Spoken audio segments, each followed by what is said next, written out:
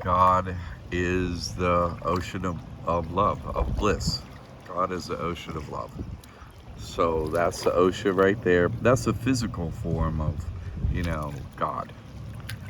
A physical form of God, is the ocean that surrounds the bubble we're inside too. Same ocean, right? See the blue up there? But God is the ocean. And, the is a bubble on a wave part of the ocean? Yeah. Until it pops, it's still the ocean. It's inside the ocean. How are we not part of the ocean? We're just a bubble in the ocean. You get that? That's what we are. Every bubble staying exactly where it should stay, doing exactly what it should do.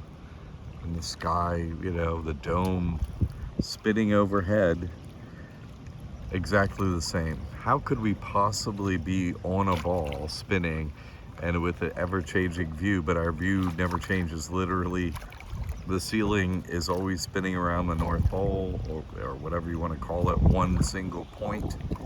And it's just, if you open an aperture on a camera and point it up, you're going to see circles because it's just going in a circle. I mean, I think that, human intelligence is a hoax. No one can figure out this reality within their lifetime. It's pretty scary. For me, the first one to do it in this time loop, and no one else just knows everything, like God didn't clue them in yet, like just didn't make it. It's like the Matrix, you're just plugged in. I just know what I know because I know it, and everything around me, it shows it. Has anyone ever said what I've said? No. No one's ever said any, and most of what I said, no one's ever said. Like, where did you get that? I know it's true. See, the first one, if you follow God the Father, Amir Baba, right? The Father is the first one who beat the game. And the game got created, and the ocean watches over everything, weighing everything perfectly all the time. There's no getting out of karma. There's no one gets around it. It's not possible. So come Judgment Day, if you didn't receive what you should have received yet, well, you're going to receive it then. I mean, can't you see everything we've been told is a lie? So what is the truth? Oh, God is playing a game, right? And we're the participants. The devil is our adversary in the game, until we beat the devil. And then you're like, oh, wait a minute. It wasn't quite that simple. Yeah, who's willing to play an adversary for unlimited time? Obviously someone that loves God and works for God.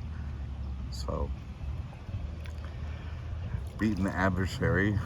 When Mayor Baba explained, that he was the first mischievous chicken that went outside the chicken's wings, there's a chicken and egg whole analogy, and his whole analogy is a chicken.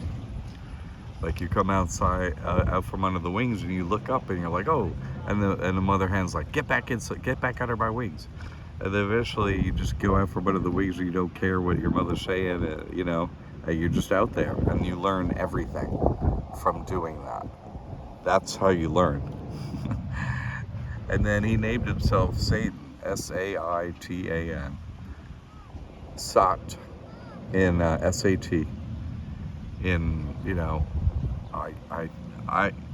the way they choose it, Hindu from Sanskrit, Sat is knowledge. That's the way Mayor Baba described it. Knowledge. The one who knows, Satan. That's the one who knows. You see? And so, is God our adversary? Really? God is, what's going on here? You see, until you answer the question why all this is happening, you really don't know anything, and you can't figure out what's happening. So why is this all happening? Well, God, the ocean, was a still ocean, nothing happening. And so it was, and the invisible element of God was just like had a thought one day, came to it, a whim, a fancy, a fanning of the sea. Waves started moving on the sea when they're fanned. Had a fancy that, oh, I wonder who am I? You see what I'm saying? Who am I? Who am I? That's what God wondered. And so in that instant, what happened? God created this ever continuous time loop in this bubble that every soul is tested against fairly. Those drops of the ocean of consciousness that come through from above, right, whoop, into this place, and then you have a developing consciousness. Consciousness is never lost. So we go through what's called evolution through every form here, and then we go through involution, which is as a human, your consciousness evolves through the forms. You're not a fallen angel, as so like the 33, and then you play the game as one of the 7,000 humans as many times as you need to. It's got to be a lot of times because, you know, I don't see anybody, you know, not many people are getting very far in the game. 10 years to go, and I released all the information basically in how to become a saint, so I don't, you know, I guess I'm gonna close that door myself, you know what I mean. But so God is taking, you know, part in this game as individualized consciousness and brings it back to God. Oh, what did you learn? What was your journey? You bring back knowledge to God, and God, you reconnect to God, which is who you are. That's Christ consciousness. That's what I have. And so you know everything. You know because you're not disconnected from God. That's, oh, I'm one with the sphere. You know, you ever had a crystal radio? You know, you can have a crystal power radio that you can listen to that has no batteries. Yeah, you could look it up online. Crystals have that power. And so Christ, crystal. Rainbows prove we're inside a crystal sphere ruled by Christ, who rules all the crystal spheres.